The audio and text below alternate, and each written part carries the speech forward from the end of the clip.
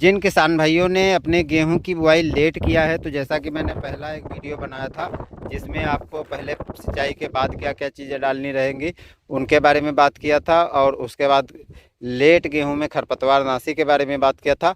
आज हम बात कर रहे हैं दूसरी सिंचाई की, क्योंकि मैंने आपको बताया था कि 25 दिसंबर को गेहूं की बुआई की थी, तो उस हिसाब से जो पहली सिंचाई मैंने की थी वो 28 दिन पर किया था, और आज मैं दूसरी सिंचाई किया है।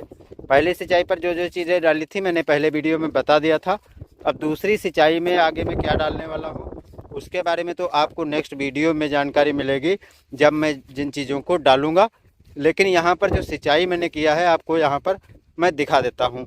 देखिए, पहले आप देख लो कि बहुत तेज़ हवा चल रही है। शायद आपको आवाज़ की क्वालिटी भी सही ना आ रही हो हवा तेज़ चलने के कारण। अब हवा तेज़ चल रही है तो हमें सिंचाई करना बहुत ज़रूरी है, क्योंकि खेत में यदि हम देखें तो खेत में नमी नहीं बची थी, तो इसलिए हमें बहुत जल्दी सिंचाई करनी पड़ गई। वैसे तो हमारे वहाँ 2 से 3 सिंचाइयाँ करने के बाद ही गेहूं की कटाई हो जाती थी, लेकिन इस बार हवाएं बहुत जल्दी और तेज़ चलने लगी हैं। फरवरी के महीने में भी तेज़ हवाएं चलने लगी हैं, इसलिए हमको जल्दी जल्दी सिंचाई करनी पड़ेगी। अगर हम जल्दी जल्दी सिंचाई नहीं करते हैं और उन सभी आवश्यकताओं को पूरा जल्दी नहीं करते हैं तो समस्या क्या आएगी, इन तेज़ हवाओं में कम नमी के कारण पौधे या तो बालियाँ निकलेंगी तो बहुत छोटी रह जाएंगी, या तो बहुत से गेहूं में बालियाँ निकलेंगी नहीं और पौधे सूख करके ख़राब हो सकते हैं। जो मैं दूसरी सिंचाई कर रहा हूँ, दूसरी सिंचाई में मैंने थोड़ी गहरी सिंचाई की है। गहरी सिंचाई इसलिए किया है, अब देखो लगभग इसमें 15-16 घंटा पानी खेत में जमा रहेगा, उसके बाद इसमें केवल नमी बचेगी, और नमी बचेगी क्योंकि तेज़ हवाएं चल रही हैं, नमी बहुत जल्दी ख़त्म होगी।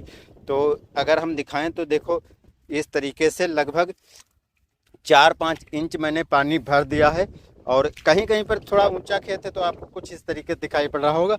बाकी लगभग 4-5 इंच मैंने पूरे खेत में पानी भर दिया है।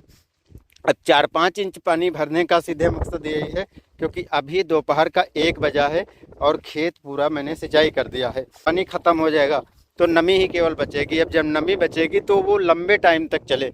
अब क्योंकि मैं बहुत हल्की सिंचाई कर देता, अब चूँकि गेहूँ लगभग 45 दिन का हो चुका है, 45 दिन पर अब जो कल्लों का फुटाव होना था वो तो हो चुका है। कल्लों का फुटाव अगर हम दिखाएं तो कुछ इस तरीके से कल्लों का फुटाव हुआ है, आप देख सकते हो। लगभग 5-6-7 कल्ले निकले हैं, 7-8 कल्ले इस तरीके से निकले हैं। तो कल्लों का फुटाव कुल मिला करके तो अच्छा हो गया है, दिखा देते हैं आपको। तो इस तरीके से कल्लों का फुटाव हुआ। तो नमी अगर कम होगी, क्योंकि अभी इधर थोड़ा पानी आ रहा है, इंजन मैंने बंद कर दिया लेकिन अभी इधर पानी आ रहा है, तो इस तरीके की नमी मैं दिखा देता हूँ कि ऐसी नमी बची थी। तो ऐसी नमी में हमें सिंचाई करना ज़रूरी हो गया। अगर हम ये देखते कि नमी बिल्कुल ख़त्म हो जाए उसके बाद सिंचाई करें तो जो समस्या मैंने बताई है वो समस्या आपको देखने को मिलेगी। अब मैंने दूसरी सिंचाई कर दी। दूसरी सिंचाई करने के बाद में क्योंकि 2-3 दिन लग जाएंगे, जब पैर आसानी से रुक सकता है, तो 2-3 दिन में मैं टॉप ड्रेसिंग के रूप में यूरिया डालूंगा, और या तो फिर देखेंगे कि नमी बहुत जल्दी ख़त्म हो रही है तो नैनो यूरिया जो होती है उसकी मैं 1 बोतल 3 बीघे में यानी आधे एकड़ में मैं डालूंगा, जिससे कि खेत में जो फसल लगी, जो गेहूं लगा है, उस पर उसका विपरीत प्रभाव ना पड़े।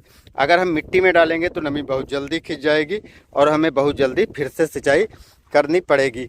तो इसलिए हम कोशिश करेंगे या तो 19-19-19 का स्प्रे करने को, या तो नैनो यूरिया का, और या तो फिर दूसरी उर्वरकें जो भी डालेंगे आगे चल करके वो चीज़ मैं दिखाऊंगा। तो किसान भाइयों, जो दूसरी सिंचाई है या हम कह सकते हैं तीसरी सिंचाई है, आपको नमी बने रहने के समय ही सिंचाई कर देना है। ये इंतज़ार नहीं करना है कि नमी ख़त्म हो उसके बाद हम सिंचाई करेंगे। तो यदि ऐसा इंतज़ार करोगे तो खेत में जो लेट गेहूं की बुआई इस साल हुई है उस पर काफ़ी बुरा प्रभाव पड़ेगा और हो सकता है कि नुकसान भी हो जाए। तो लगभग 10 से 11 दिन के अंतर पर आपको सिंचाई करते रहना है। और सिंचाई में ये नहीं देखना है कि 3 सिंचाइयाँ मैंने कर दी या 4 सिंचाइयाँ। आवश्यकता है खेत में तो आपको सिंचाई करनी पड़ेगी, तभी आप लेट गेहूं में पैदावार ले पाओगे इस बार। नहीं तो टेम्परेचर धीरे धीरे बहुत बढ़ता चला जा रहा। जो स्थितियाँ मार्च में होती थी वो कंडीशन इस बार फरवरी में देखने को मिल रही है। तो इसलिए वो सभी काम आपको जल्दी जल्दी ही करने रहेंगे। तो बस दोस्तों, सिंचाई के बारे में थोड़ी जानकारी आपको बतानी थी। उम्मीद करता हूँ कि अगर आपने लेट की गेहूँ की बुआई की है तो इंतज़ार नमी ख़त्म होने का नहीं करोगे। 10 से 12 दिन के अंतर पर सिंचाई लगातार करते रहोगे। मिलते हैं नए वीडियो के साथ। धन्यवाद।